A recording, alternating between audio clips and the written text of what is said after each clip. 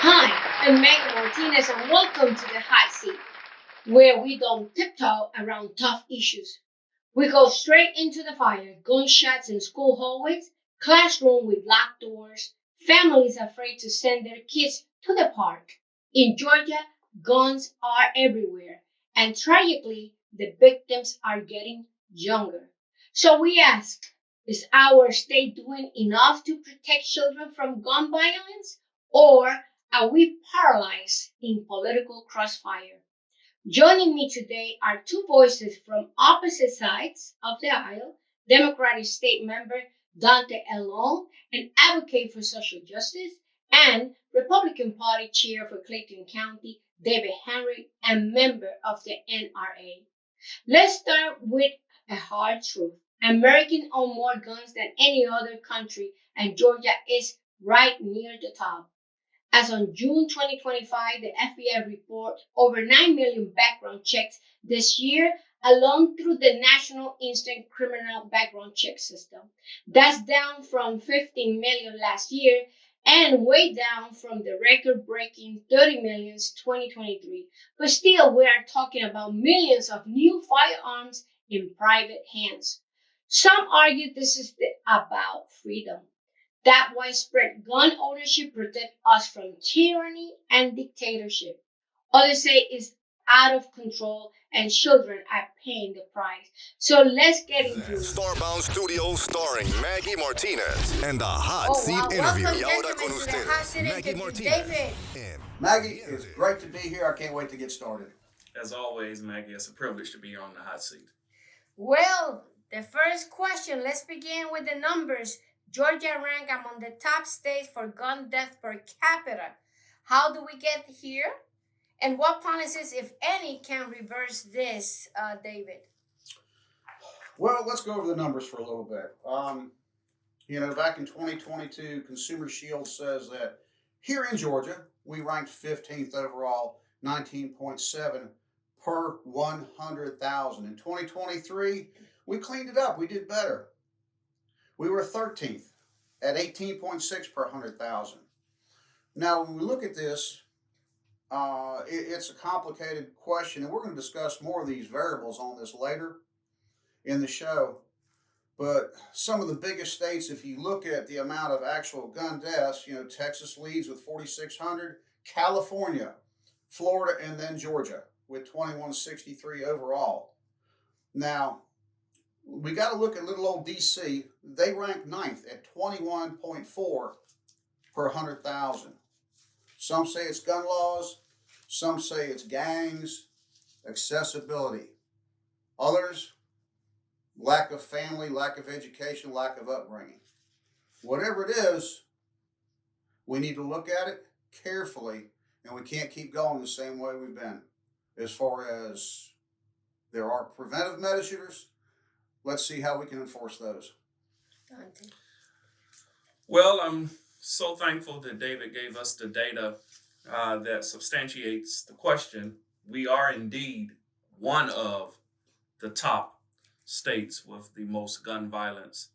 And some of the policies that the General Assembly has invoked over the last couple of years with the concealed weapons, the open carry, and things of that sort have really led, I believe those policies have really led to seeing an increase or an uptick in gun violence in this state. And because of that, I don't think we're going to see any lack thereof or decrease, because as long as these policies are in place, we're going to continue to see the results that we've been accustomed to seeing over the last couple of years.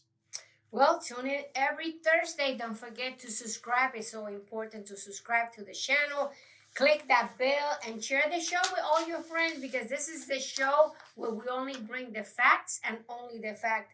This postcard is designed to educate and inform, bringing honest conversation to you all. So if you want to contribute to the show so we could keep buying our equipment, visit starboundpr.com and make your donation right there. And also, just so you know, I wrote a book. It's called The Secrets of Campaigning. It's available on Amazon. Buy it for someone that is running for office or for yourself so you know exactly how a campaign is run. And it's only $25. So that helps the show to keep on, okay? So the next question, gentlemen, and this is getting really, really nice. Georgia allows permitless carry. Critics says the increased danger in school and public spaces. Mr. Henry, and just so you know, Mr. Henry is a frontline activist for leader for National Rifle Association, known as NRA here in Georgia. So it's important that you know this because Mr. Henry knows what he's talking about. And how do Republicans defend this policy? And Mr. Long, do Democrats offer realistic alternative? Henry first. Well, when we look at, let's go over the question. Critics say this increases danger in schools and public places. Actually, what can increase the danger in schools? It's a no weapons area. Remember, you're not allowed to have your gun in a school on school property. Now we take a step back where if you are dropping your child off at school, the gun can be in your motor vehicle because that, as the court has addressed already, is an extension of your house. You're not getting out of your vehicle. You're dropping the child off. You maintain possession in your vehicle. Now, saying that, we can look at some of the different school shooting cases, and each one, if you can group them, you have similarities, but there's a lot of differences on and on. You have disgruntled students, disgruntled employees, such like that. But the permitless carry, no. It's actually stabilized. And remember, you have to be over 21. If you're 18 to 20, you are not allowed to carry in the state of Georgia. Now think about that. There's been arguments about that. Now, if you're 18, 19 and you are in the military, yes, you can. However, other than that, no. If you're caught, you are breaking the law and you will be prosecuted. The safeguard really is sort of a gray area when we look at school shootings, particularly one that happened here in Georgia. We see that the gun was legal. The gun was purchased by a family member, particularly a father. But having access to that gun when a student became disgruntled led to the mass shooting that we saw here in North Georgia. Now, having said that, what realistic alternative can we provide? I think you would agree with this. More education. And you say, well, we've already got enough education in place. Obviously not. When it is that we continue to see mass shootings throughout this country, there is a lack of education. And I would that we, both sides of the aisle, would draft a bill that would require a certain amount of hours, a certain time of review, and a cognitive skills assessment to make sure that you purchasing a gun does not prevent or present rather a harmship to yourself or to your family or to the community at large. Well, I don't think anybody will deny that education, like you said, is an ongoing. You know, the best thing we can do every time we get up is we have the opportunity to learn something new every day. So I do believe, and a lot of people on both sides of the aisle agree with this. Yeah. Well, David, from Uvalde to Atlanta, every school shooting raised the same cry. How did they get the gun? Should we be arming teachers, tightening school security, or focusing on mental health? What is the real solution for this problem, David? To me, and I think Daunta would agree with me on this, the parents need to be parents. You know, here in Newtown, Connecticut, for instance, the shooter killed his mother, then stole her guns, then committed the shooting. In other instances, the shooter went and killed grandparents, stole the guns, committed the crime. Otherwise, some of the kids who were sent home, like the 15-year-old, was sent home for behavior discipline problems. Stole a gun at home, came back and shot the teacher. Yeah. Now, I can say this for a fact that with every brand new gun, pistol and rifle, there is a lock that is included with it for safety. Now, whether it's used or not, the parent or the gun owner has made that choice. Myself, if you have kids that you cannot trust, you can, if you don't like the gun lock, because you can disable it with a hacksaw if you wanted to take the time. And if you can't use a hacksaw, you'd probably cut your fingers up in the process. But if you need to get a biometric safe, if you need to keep the ownership secret from your children, the parent or parents should do that. Now, the NRA, we do have the Eddie Eagle program. You can find this out at nraila.org and go to gun safety. We have free information if you would utilize it. But as I've said before on this panel, information is only as good as it is utilized.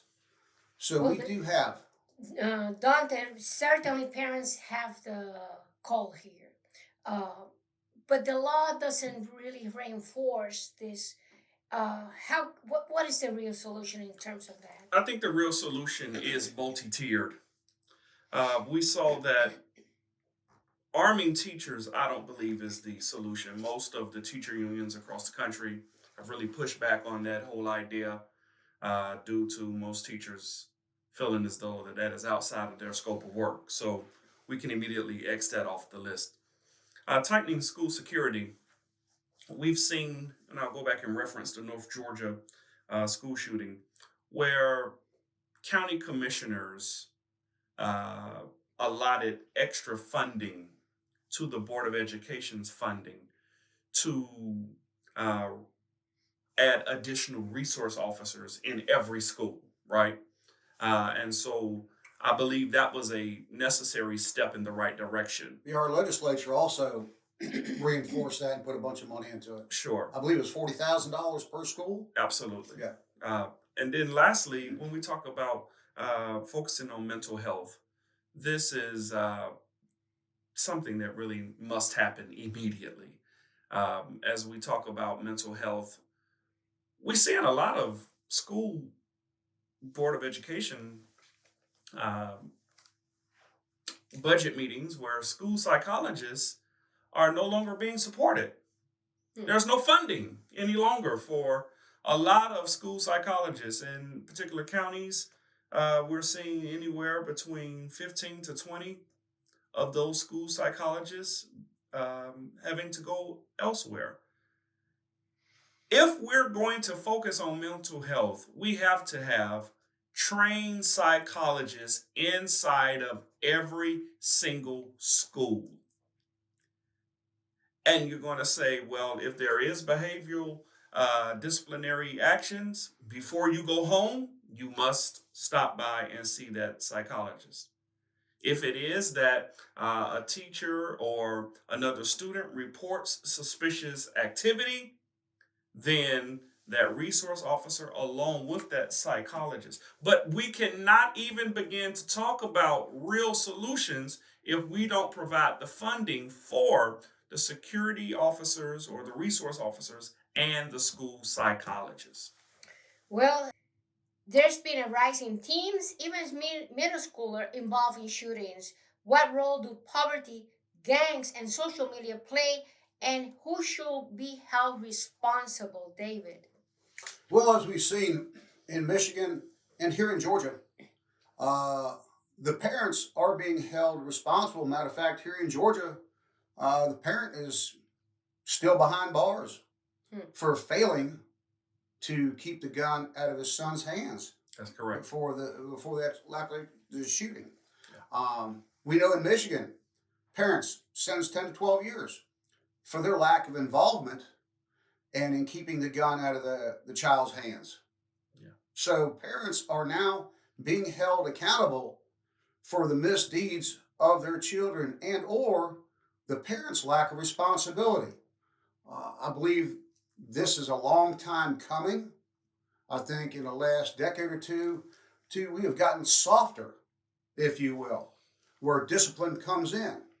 Uh, when you go to, oh, everybody's a star and all these complacency programs that we have had. No, we got to toughen up a little bit. We have to have the parent and or parents be parents. Remember, if you're going to have children, it's your responsibility, period, no matter whatever. Daunta. Well, when we talk about poverty and gangs and social media, I really believe that it is necessary that local legislators go out of their way to address this issue. I've done this on shows before and I'm going to do it again. I want to lift up the mayor of Atlanta, the Honorable Andre Dickens, who has said that he is going to make sure that this summer he not only opens up all of the public pools, but he's also making sure that if I can just go here, if you don't mind, educating many of the kids on the negative effects, particularly in our city. We've seen a lot of violence around so many of these middle schoolers who are just walking up the street, who are committing petty crimes, who are doing things only because there's nothing productive for them to do. That's right. And so as the mayor has opened up resources, community centers, helping them get education, doing so much. And I want to say that it takes a village. So it does take parents, to David's point. I think it takes legislators, to the point I'm raising. And I think it will also take school staff, and I said it just a moment ago, having all of these entities work in tandem to bring about real life solutions and also provide quality content to offset what's happening with social media. Many of you know that we're facing another potential shutdown of the social media giant TikTok. And we see a lot of these challenges that have led to nothing but mischief and ultimate violence simply emanating from social media.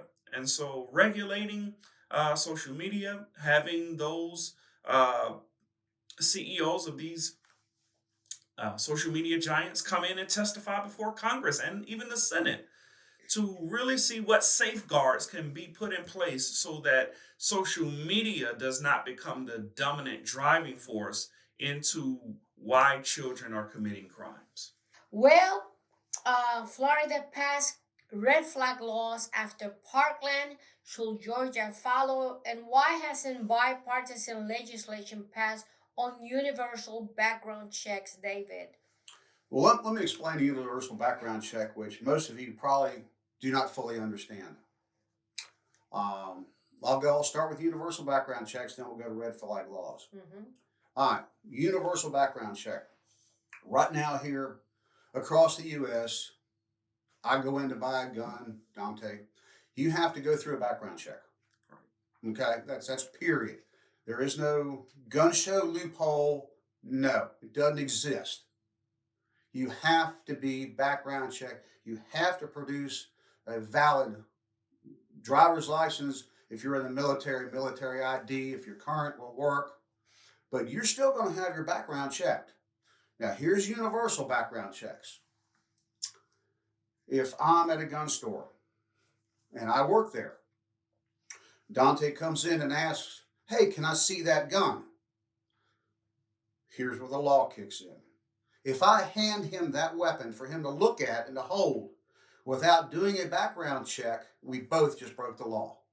Because I did not check his background before I literally, when you hand that gun to the person, here, I am furnishing you a firearm.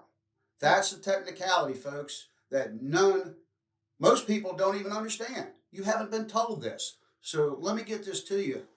We'll bring you the facts here on this show without the fluff. This is what's wrong. If I hand it to my daughter or my son and I don't check their background, then you're in violation of the universal background law. Okay? This is why we're against it. I should be able to hand it to you to look at, unloaded, of course, hand it to my daughter or my son, let them look at it and hold it without facing the possibility of being charged. Now, let's go to red flag laws. I'm going to pick on Daunta one more time. We're neighbors. Here again. He put up that bush I talked about a show or two ago, and I don't like it. And I know he goes target shooting, so I know he's got a gun. Now, I go to the courts or the police and go, hey, man, this guy, I saw him doing this behind the bush and this around and this and that. I saw him with the gun in his backyard. I think he's dangerous. You need to take it away from him. Well, believe it or not, if law enforcement or a judge sides with me, they're not going to tell him. He gets no advance notice. They're going to come knocking on his door and going, hey, are you so-and-so? We have this piece of paper. Until you come to court, we're going to take your weapons from you without due process. Where have we heard that before? Right here in this now, right here on this show, exactly. So I understand when you talk about red flag laws, but standing up for people's Second Amendment rights, and as we have each stood up for, rights of everybody, where do you deny due process, if you do deny due process, to establish community safety? Is that what you're going to trade off? Are you going to violate, am I going to violate his rights because someone said something or made an accusation without giving him the chance to stand up for it? Where do we go? How much reversal of due process do we put up with? This is the problem why a lot of the legislatures are arguing against these two positions. Daunta. So to address what David said concerning the universal background check, I think that the position that most people who are in support of this will take, and I even side, if I may be transparent with you and candid with our audience today. If it is that we're simply asking for one additional safeguard, just one additional, I know that you may say that infringes upon your rights. I know that you may say it's unnecessary. Why would we do this? But if we can prevent another senseless accident, just an accident. Well, I thought the gun was unloaded. I didn't know. I promise you. Hand to God. Swear to God, as people will say. What if that universal background check would have simply said, let's take the extra precautionary step to make sure that this transaction is being facilitated through the ramifications of the law that allows for your rights and my rights as the gun holder, as the potential gun recipient. And that's all that they're saying. But a universal background check, as you're saying, it is my responsibility. Remember, rule number 1, you treat every gun as if it is loaded. So before I show it to you, I'm going to make sure that it is safe.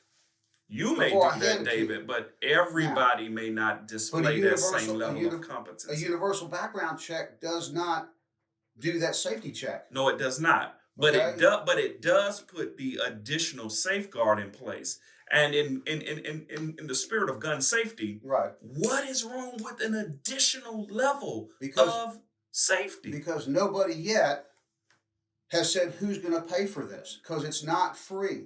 So does the holder Is he going to get a federal ID number to do this? Because you have to have that.